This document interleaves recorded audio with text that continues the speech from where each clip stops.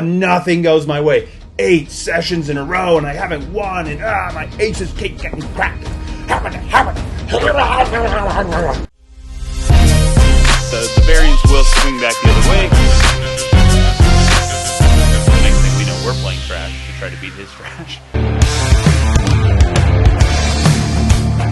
What's up? Welcome back. If you've never been here before, this is update number 12. But Cards and Capital, I'm a poker player, and I invest my winnings in the stock markets. So if you're trying to figure out, what is this super suave-looking dude doing in front of the camera talking to me, that's what we're here for. We're going to do our usual things. I'm going to update you on the bankroll, tell you about the poker I played this week. I'm going to show you the investing account and show you where the balances are at.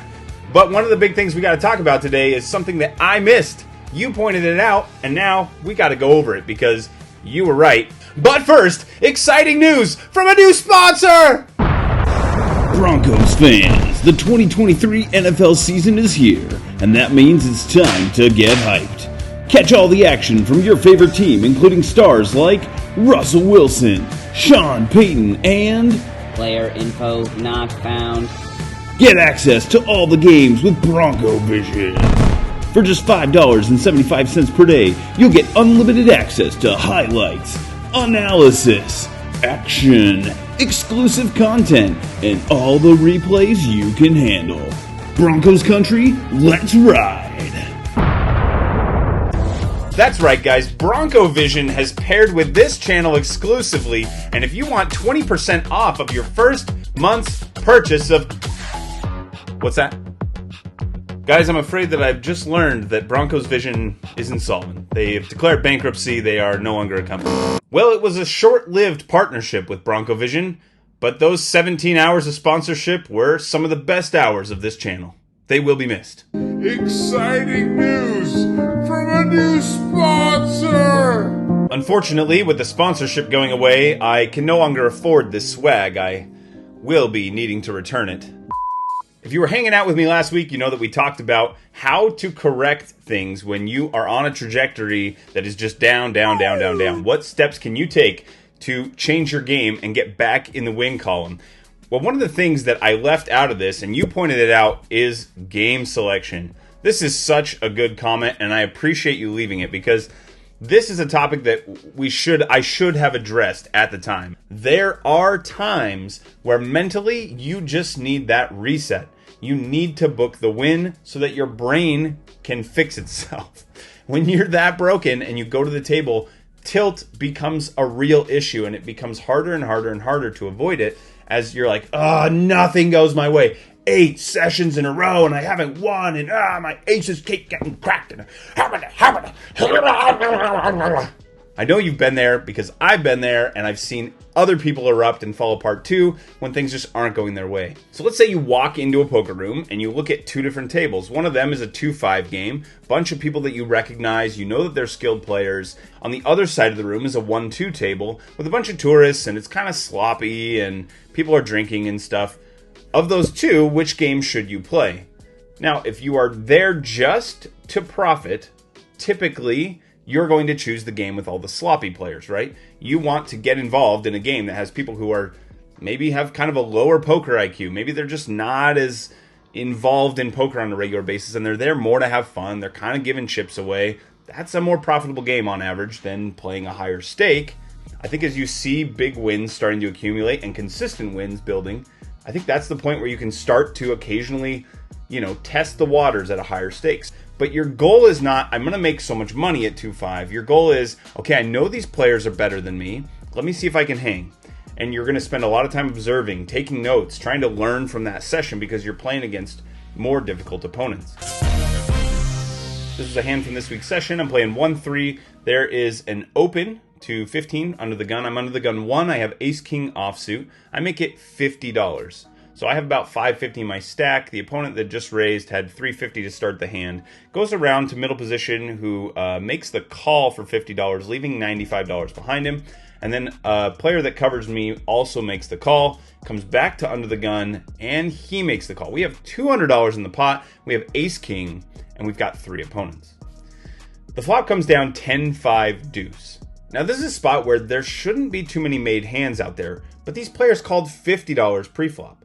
So in a normal scenario, in a vacuum, 3 opponents, 2 overcards, probably not going to win this one enough based on the board and based on what they should be holding to just fire out here because I'm not in position. So I would normally check this and see what happens and assess and hope it checks through and potentially spike the ace or the king on the turn. However, what ends up happening is there's a check to me, and I notice that my opponent's middle position is focused on me. He's watching what I'm doing. The player in the hijack and under the gun are already showing me that they're folding. Now, each person's going to be different in the way that they show this, but this guy has been, throughout the session, when he's done, lifting his cards up a little bit early. He's kind of disinterested, shows the disgust on his face, and it's been reliable. He's folded every time he's done this, and he's been doing it. He's playing a lot of hands. He's really involved, and so I've seen this a bunch. I feel confident he's folding.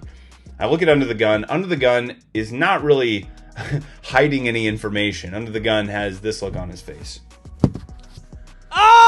He's down about $500 since I've sat down there, so I know he's frustrated, and I know that this is genuine anger at the way the board has come out. So I look at the situation, and really, instead of it being me versus 3 players, out of position to 2 of them, all I'm really doing is I'm playing heads up with an opponent who has $100 left. It's a $200 pot, and if he has a made hand, maybe he calls, but maybe he doesn't. Like, I don't know. Some people, when you put a $100 price tag out there and you require them to put all their chips in, they're not going to feel good about it. So if he's holding pocket 6s here on 10-5 deuce, do you feel good about that for your entire stack? I don't know.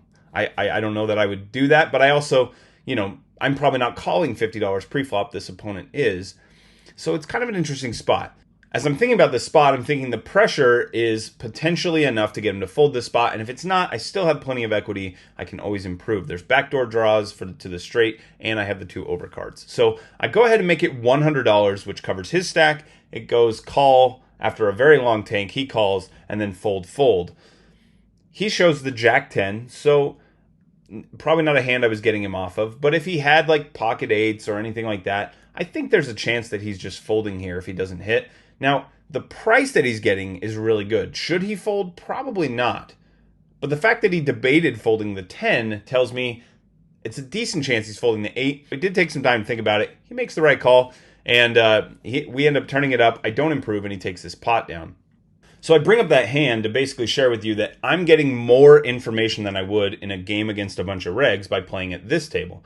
I'm seeing before the action even gets to my opponents what they're going to do. They're giving away, and kind of carelessly, like, whatever, I don't care. I'm not trying to hide anything, just I'm folding.